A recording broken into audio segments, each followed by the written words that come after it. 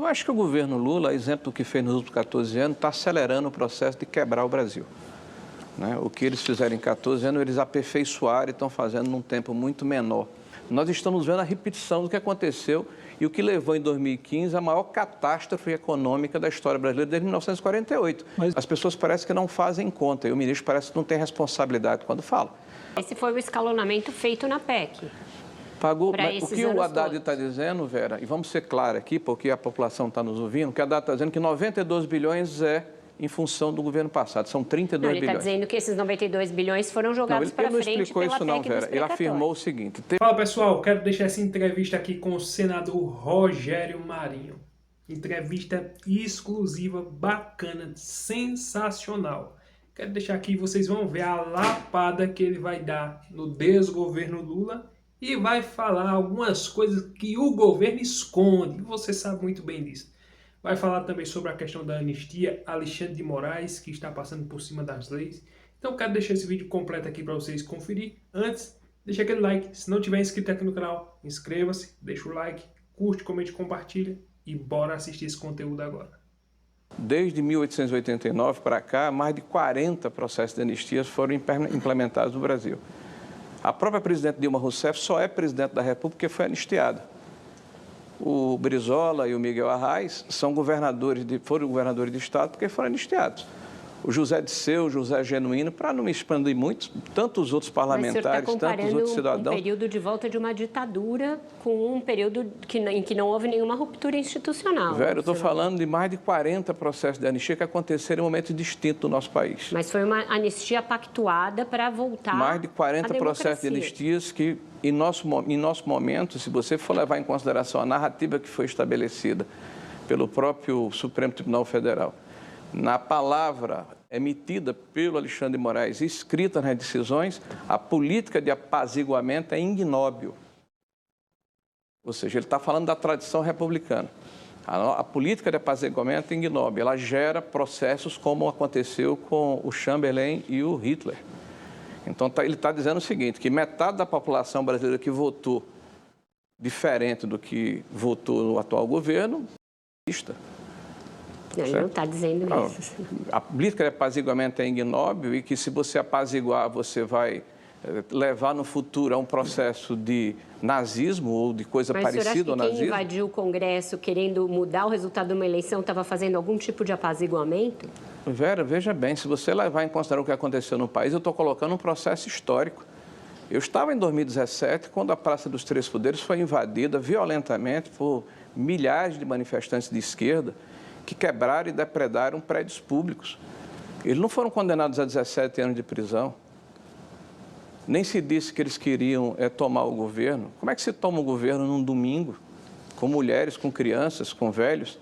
É evidente que houve uma baderna, é evidente que isso tem que ser coibido, mas é evidente também que nós temos que partir para uma pacificação. Nós vamos manter esse crime de beligerância? Nós estamos passando por um momento extremamente delicado, né, da questão política brasileira. Eu diria que nós estamos passando por um processo de disfuncionalidade, ou seja, a separação dos poderes e as prerrogativas de cada um dos poderes da República deixou de ter nitidez. Nós estamos vendo a hipertrofia de um poder, que é o judiciário, em cima do legislativo e até do executivo. No caso do executivo, com uma certa complacência, né? Porque as ADPFs hoje, na verdade, são uma formulação de políticas públicas por parte do Poder Judiciário. Mas o Poder Executivo está aparentemente satisfeito com essa proximidade com o Judiciário. No caso do Legislativo, não. A prerrogativa dos parlamentares, o artigo 53 da Constituição, vem sendo, e a palavra da moda, relativizado. E essa é a preocupação maior da oposição nesse momento. Nós vivemos no Brasil um estado de exceção, ou seja, uma excepcionalidade, desde março de 2019, quando foi aberto de ofício o inquérito no Supremo Tribunal Federal para apurar o fake news, que deveria ser uma situação circunstancial e episódica, e foi banalizado e já lá se vão quase 5 anos. Então, nós estamos verificando que, em nome da democracia, a democracia vem sendo ultrapassada. Ninguém está acima da lei, nem os ministros do Supremo Tribunal Federal. Todos eles podem e devem ser investigados, inclusive eu. O que nós propugnamos é que isso aconteça dentro da Constituição, dentro do ordenamento jurídico, dentro do Estado de Direito. E o que nós estamos vendo é que a excepcionalização e a banalização, se entrar no mérito das discussões, isso tem sido uma constante. Claramente, o que aconteceu do Carlos Jordi para cá é uma pesca probatória, né? E até agora, o que nós vemos é que aquelas pessoas que foram presas, né, no gramado lá do Congresso Nacional, que todos nós repudiamos a depredação, a barbárie, aliás, a direita, de uma maneira geral, não utiliza esse tipo de método em manifestação, ao contrário da esquerda brasileira. Então, para nós, isso é extremamente reprovável, fazer um processo de invasão, depredação, impedir o direito de vir das pessoas. Então, nós achamos que essas pessoas, identificadas com suas culpas individualizadas e com amplo direito de defesa e no foro adequado, né, devem ser responsabilizadas. Agora, não se encontrou elementos para se constatar que a narrativa que foi estabelecida é concreta, é coesa, de que houve um golpe orquestrado por alguém que financiou, que idealizou, que fez isso acontecer para tomar o poder no Brasil. Semana passada o senhor falou de anistia, que o Brasil tem tradição de anistia, que é preciso apaziguar as coisas. Queria saber o que o senhor quis dizer com essa questão da anistia e se não parece que é uma coisa de que, enquanto estavam punindo as pessoas que estão lá presentes, fazendo quebra-quebra, tudo bem, de repente, quando começa a chegar nas pessoas que podem ter organizado e planejado isso, aí começa a se falar de anistia. Não, Ricardo, na verdade, nós estamos vivendo num momento em que quem ganhou não faz gestos no sentido de pacificar o país. Se você observar a palavra que é emitida, ou os comunicados que são feitos pelo governo federal, notadamente pelo presidente Lula, ele olha tanto pelo retrovisor que o PT claramente é um veículo que tem um retrovisor maior do que o para-brisa, não olha para frente. E o destino de quem conduz o país dessa forma é não olhar a estrada e ter um acidente, bater em alguma coisa no futuro. E nós estamos todos embarcados.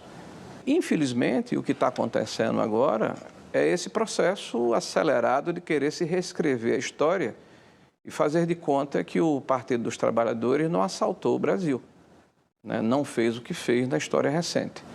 O governo Lula, apesar de toda a filosofia de gastos do presidente, que muitas vezes gera reação do mercado, vem culpando o Congresso Nacional pelo descontrole das contas públicas, diante de aprovação de medidas como a prorrogação do PERSE, aquele programa emergencial para o setor de eventos, da desoneração da folha. Qual é a sua visão sobre esse embate e a sua expectativa sobre as medidas de aumento de arrecadação nesse semestre?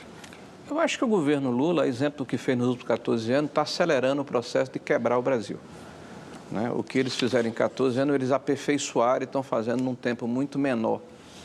Até porque, desta vez, há uma certa boa vontade em relação ao que está acontecendo no governo. Vejam que o déficit desse ano foi de 230 bilhões de reais, contra uma expectativa de pouco menos de 100 bi, 1% do PIB, deu 12,1%. Então, toda a economia que foi feita em 4 anos de governo do presidente Bolsonaro, que mesmo com pandemia, mesmo com guerra da Ucrânia, mesmo com Brumadinho, mesmo com uma crise energética que foi a maior de 92 anos de crise de seca, nós tivemos uma diminuição da dívida pública de mais de 2% e um superávit de mais de 54 bilhões de reais. Aí nós vemos agora um aumento, o déficit de 230 bilhões, com o Haddad indo a público dizer uma inverdade. Dizer que isso é culpa do governo anterior, porque 92 bilhões são de precatórios. As pessoas parecem que não fazem conta, e o ministro parece que não tem responsabilidade quando fala. Esse foi o escalonamento feito na PEC. Pagou, o que o Haddad está dizendo, Vera, e vamos ser claros aqui, porque a população está nos ouvindo, que o Haddad está dizendo que 92 bilhões é em função do governo passado, são 32 bilhões. Ele está dizendo que esses 92 bilhões foram jogados para frente pela PEC dos precatórios. Ele não explicou isso não, Vera. Ele afirmou o seguinte, textualmente, abre aspas, nós estamos pagando 92 bilhões aqui do governo passado. Em qual governo foi feito esse acordo dos precatórios? Foi feito um acordo de diferimento, mas o recurso não é devido do governo passado, é devido de 23 e 24, que já é o governo do PT. Para que está dito dentro do orçamento, dentro da PEC que foi aprovada, é que o teto era 60 bilhões. O que passar poderia ser diferido até 27. Então, nós estamos tendo um governo que está muito mais preocupado em aumentar as receitas, inclusive com receitas não recorrentes, como é o caso do PIS/PASEP, como é o caso do CAD, e as despesas que estão sendo colocadas dentro do orçamento, elas são permanentes. O que vai acontecer no futuro é extremamente previsível. Nós vamos desarrumar as finanças públicas e vamos partir para um processo parecido com o que aconteceu em 2015, 2016. Basta ver o que está acontecendo com a Petrobras, com o aparelhamento da máquina pública, com a questão do conteúdo nacional, com o lançamento do terceiro PAC, que é uma galhofa, uma brincadeira. Como é que o presidente Lula tem a coragem de lançar um PAC rememorando uma política que gerou desperdício de recurso público e corrupção, teve baixa eficácia e baixa eficiência, gerou um cemitério de obras inacabadas. E todo mundo está achando graça e achando bonito. Mas o déficit do ano passado estava dentro do que a PEC da transição aprovou, ou seja, uma PEC aprovada antes mesmo dele tomar posse. O Congresso tem uma certa responsabilidade também? O Congresso aderiu à tese do presidente Lula. Ou não foi Fernando Haddad que propôs a PEC da transição, que aumentou em mais de 200 bilhões as despesas sem a contrapartida de receita. É isso que eu estou dizendo. O Congresso não tem sua responsabilidade? Bem, primeiro, é evidente que aqui eu não estou defendendo o Congresso, estou falando como líder da oposição e eu não estava no Congresso naquela época. Eu estou lhe falando que, como líder da oposição e como alguém que está observando a economia, nós estamos vendo a repetição do que aconteceu e o que levou em 2015 a maior catástrofe econômica da história brasileira desde 1948, com a supressão de 3 milhões de empregos, com mais de 300 mil empresas fechadas, e eles estão com o mesmo ritmo, com os mesmos personagens, com os mesmos métodos. Chegou um governo que acha o seguinte, que investimento privado não é tão bom como investimento público. Então, nós temos hoje um governo que ataca a privatização ou a capitalização da Eletrobras, inclusive com ação no Supremo Tribunal Federal. Dá um péssimo recado para quem quer investir no Brasil. Nós temos um governo que quer intervir em empresas privadas como a Vale e como a Eletrobras, o que mostra que a interveniência ou a intervenção, desculpe, na máquina pública está no DNA do PT. Nós temos um governo que ataca os marcos regulatórios, como a questão das ferrovias e do saneamento. Nós temos um governo que quer rever a reforma previdenciária e trabalhista. Nós temos um governo que é contra a autonomia do Banco Central. Ou seja, todas as referências que permitiram a melhoria da nossa nota no ranking para permitir investimento no Brasil. Nós vemos esse ano, no terceiro trimestre, que são os dados que estão disponíveis de 2023, comparado com 2022, um decréscimo de pelo menos 2 pontos percentuais nesse nível de investimento. Então, nós aumentamos o investimento público e caímos violentamente no privado. Por quê? Falta de previsibilidade, segurança jurídica, regras claras, e ninguém hoje consegue fazer uma engenharia tributária, porque ninguém sabe o que é que vai acontecer no futuro. Eu estou falando de mais de 200 bilhões de reais que deixaram de ser investido no Brasil em 2023. Senador, o senhor vem com esse discurso de responsabilidade e austeridade. Não é uma incoerência na biografia do senhor? De jeito nenhum. Eu convivi com o ministro Paulo Guedes e ele, sem dúvida nenhuma, é um dos maiores e melhores economistas que o Brasil tem. E implementou políticas públicas tão eficientes que permitiram os números que eu acabei de exemplificar anteriormente. Se dentro de um governo você tem a área fim, que quer gastar, e você tem quem está sentado no cofre, e os dois são amigos, demita um dos dois. É evidente que tem que haver questionamento dentro do governo. E a nossa briga, o único senão, o único questionamento que eu faço é o fato dele ter sido exposto para o público. Você não viu da minha parte nenhuma fala a respeito do que aconteceu internamente no governo. Você ouvia do ministro Paulo Guedes, que é um cara excelente, é um grande administrador, mas é mercurial. Ele tinha um temperamento diferente do meu. A proposta que o governo federal faz, inovadora, é desfazer a reforma do ensino médio. O que está acontecendo no CONAI é realmente uma coisa que nos aterroriza a todos, né? A forma militante como se encara a educação, sem a preocupação na questão científica de transmitir o conteúdo e permitir que os alunos estejam instrumentalizados com as ferramentas adequadas para serem alfabetizados. Foi o que se fez no MEC no governo Bolsonaro, né? Praticamente só isso, 5 ministros, Olha, muita Vera, eu reconheço cultural. que o governo Bolsonaro errou no processo da educação, mas ideologia e doutrina na educação, isso é uma marca da esquerda. Paulo Freire, que é endeusado pela maioria dos professores, eu fiz discussões dentro da comissão com Maria do Rosário, com Ivan Valente, com Fátima Bezerra, e na oportunidade se discutiu a questão do fato dele ser o patrono da educação. E eu dizia naquela oportunidade que tinha que ser realmente o patrono da educação, enquanto a educação brasileira fosse a porcaria que ela é. Eu sou político, tá? Com muita honra e muito orgulho. Acho que a atividade política é a mais importante do ser humano. Ela, quando é bem executada, ela favorece a sociedade. Quando é mal executada, ela prejudica a sociedade. Eu fui relator da reforma trabalhista. Eu passei um ano chegando no meu estado com a comissão de recepção de 150 a 200 pessoas no aeroporto. A minha casa foi cercada 6 ou 7 vezes, inclusive uma vez com quase 10 mil pessoas, segundo a Polícia Militar. Meu prédio foi pichado de cima a baixo. eu tive que pagar a limpeza do prédio. Eu era atacado nas redes sociais. Sabe por quê, Lana? Porque eu era um político e tive uma posição. Então, eu estava pagando um preço. Na hora que eu me sentia injuriado ou caluniado, eu bloqueava ou entrava com o processo. Porque a legislação me ampara para isso. Certo. Agora, não dá para a gente imaginar que existem seres do Olimpo que não podem ser atacados ou criticados. Quem tem posição política pode e deve ser contraditado. Agora, é evidente, com civilidade. Quem aumentar essa gradação, ou se expuser, ou tiver um excesso, está aí a legislação para puni-los. Tá certo. O orçamento é de todas e todos os brasileiros. Uma frase muito linda, se fosse verdade, a gente está acostumado a ver esse dinheiro escoar aí para bolso de político, ou de aliado, ou de parente. A gente vê o governo Bolsonaro fazendo toma lá da cá com o Centrão, o governo Lula mantendo esse toma lá da cá com o Centrão. A Codevasf, por exemplo, é um exemplo disso.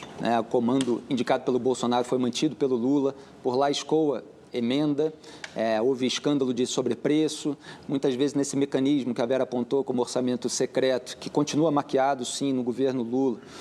Você tem um dinheiro chegando para prefeituras de parentes de políticos que fazem negócios com empresas de outros parentes ou aliados, uma série de escândalos envolvendo o orçamento público. Quer dizer, o dinheiro realmente não chega como resultado, como qualidade de serviço público para a população brasileira. O que o senhor pode fazer nesse sentido? Nós temos um orçamento que está desvirtuado pela PEC da transição. Então, você já parte de um princípio que o orçamento ele está gastando mais do que arrecada e está tendo um desequilíbrio evidente das contas públicas. A partir dessa base, nós temos a possibilidade de executarmos o orçamento levando em consideração qual é a prioridade que o Brasil tem, qual é o planejamento que ele tem a partir da PPA, que é o plano plurianual que é aprovado para os 4 anos subsequentes, teoricamente o planejamento que é feito. O governo, por exemplo, está alocando recursos em obras, na minha opinião, não são as mais importantes. O poder discricionário de um parlamentar no Brasil é bem diferente de outros países do mundo. Houve um processo desde 2015 que se acelerou ao longo dos anos, de que essa discricionalidade passou a ser impositiva. Isso começou em 2015, se eu não estou enganado. Então, nós temos hoje a necessidade de repactuarmos o orçamento. Agora, você precisa ter um governo forte, representativo e com legitimidade para isso acontecer. Nós não vamos ser ingênuos aqui que o poder vai ser entregue de volta graciosamente, né? Porque eu vou dizer que está errado ou está diferente, né? Então, é necessário que você tenha uma nova gestão no Brasil com esse discurso a partir, né, da sua gênese, ou seja, do começo do processo da colocação da sua candidatura. Tarcísio de Freitas, que diz que não quer ser candidato em 26 ao Planalto, né?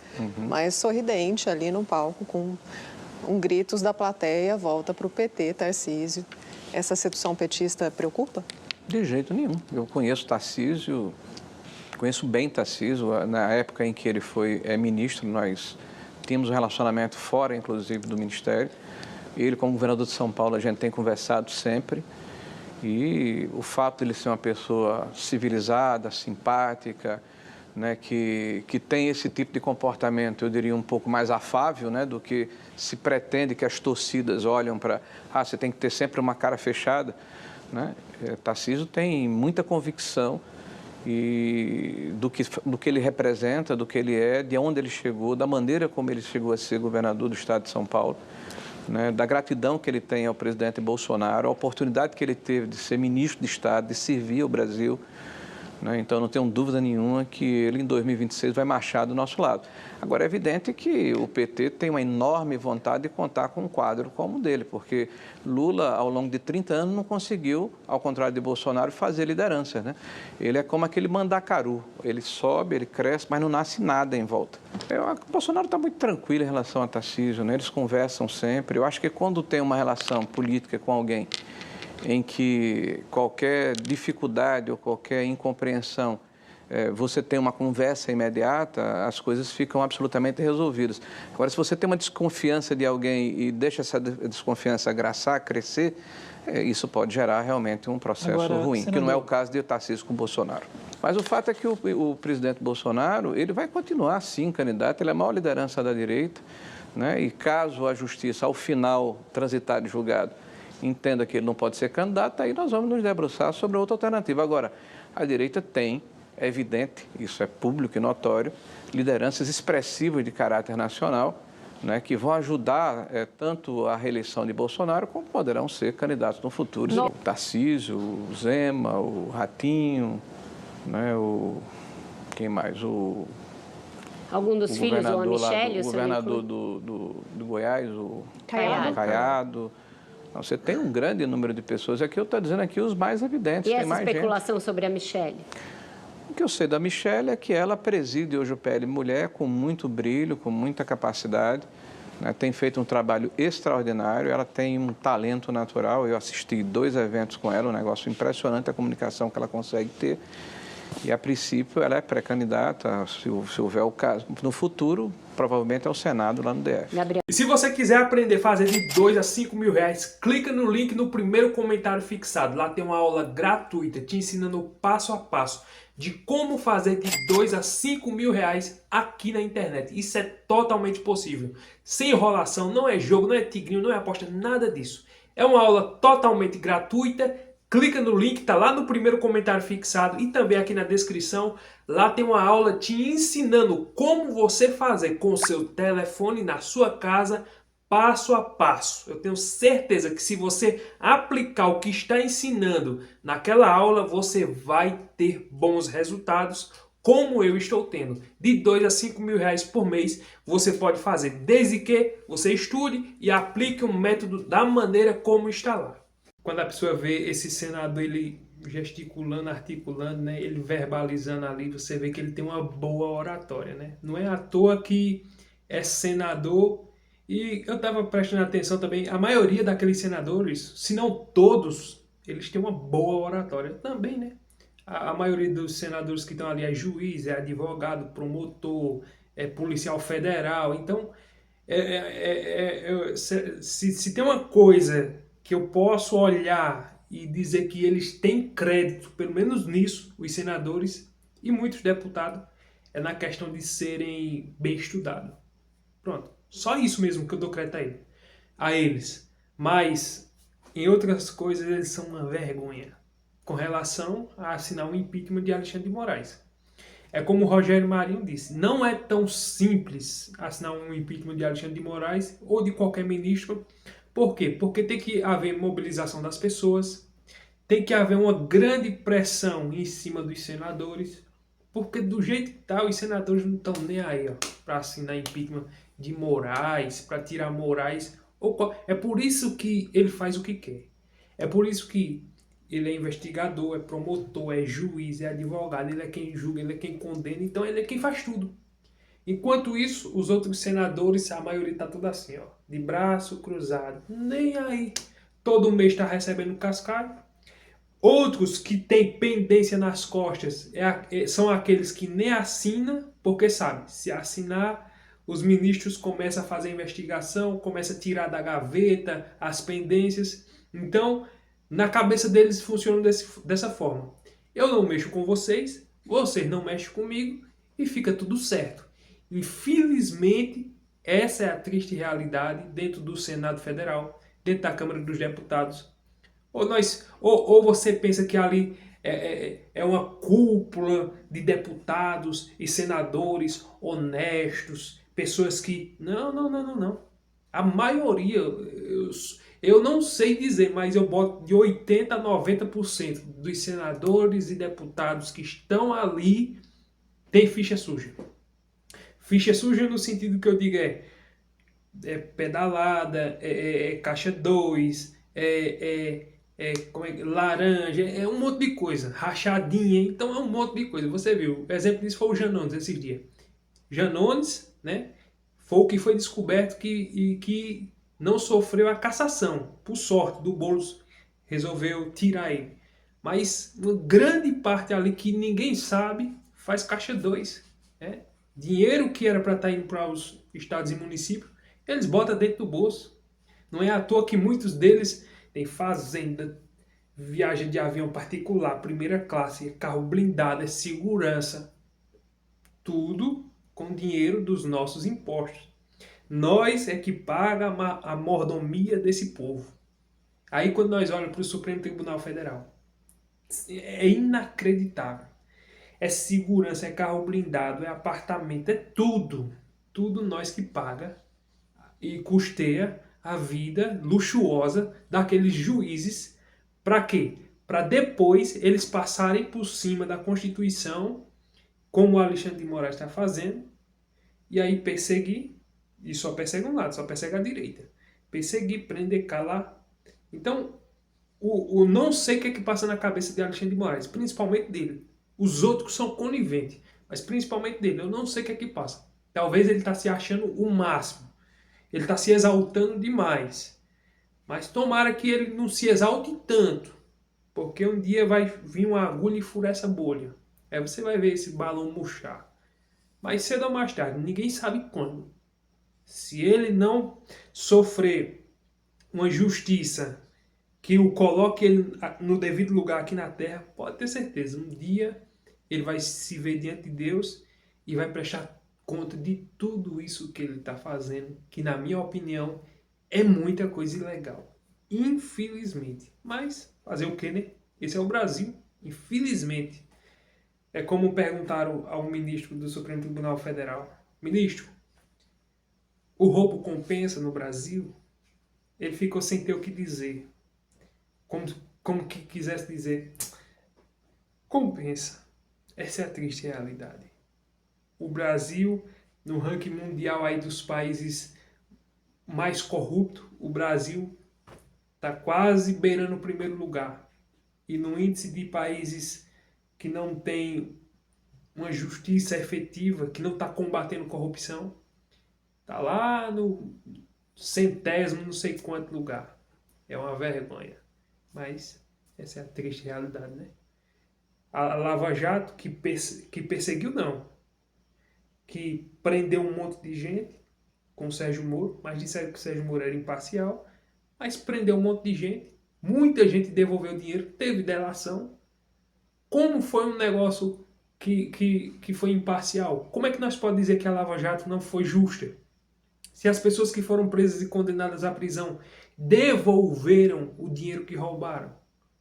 Aí o que é que está acontecendo agora? Essas pessoas todas que foram condenadas pela Lava Jato estão sendo soltas e estão recebendo os direitos políticos, como José Disseu, como aquele lá do Rio de Janeiro, que agora que pegou 400 anos de prisão, o ex-governador Sérgio Cabral, mas agora está numa prisão domiciliar, no seu apartamento, na sua casa. Isso é justiça? E foi comprovado que eles roubaram e fizeram um monte de coisa. Mas, infelizmente, é justamente isso que está acontecendo. Mas que nós não devemos desistir, né? Porque, embora nós estejamos vendo tempos sombrios, embora a democracia deles está prevalecendo, mas tomara que em 2026 nós comecemos mudando essa rota, onde o Brasil, essa rota que o Brasil está caminhando, para que ele não caia em precipício, principalmente com esse governo que está aí, que é um governo que não tem responsabilidade com nada. Mas 26 está aí, vamos eleger candidatos, tanto no Senado como na Câmara, como um presidente de direita, ou então centro-direita, porque nós sabemos que essa é a realidade, para tirar o desgoverno que está aí. Então, se você gostou desse vídeo, deixa aquele like, curte, comente, compartilha. E até o próximo vídeo, se Deus permitir.